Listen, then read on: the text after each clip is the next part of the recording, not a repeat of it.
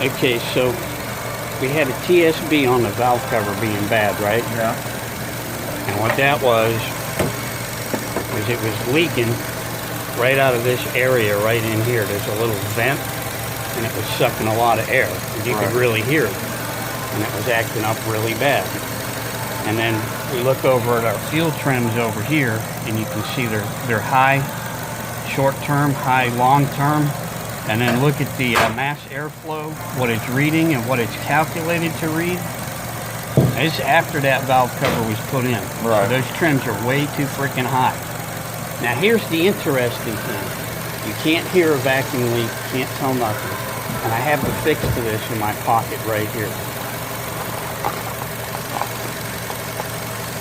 Which is this oil cap. You ain't gonna believe this shit. What I'm gonna do, you can hear a massive vacuum leak right now.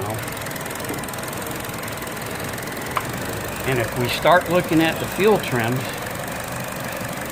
they should be going negative any time now.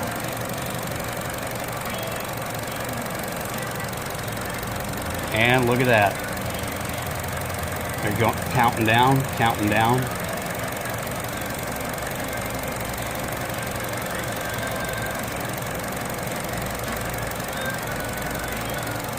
And you're in the negative short trims. And long trim should be dropping down. So the seal on the old cap, right around here, this is loose, so you can put it on the valve cover, and it jiggles like this.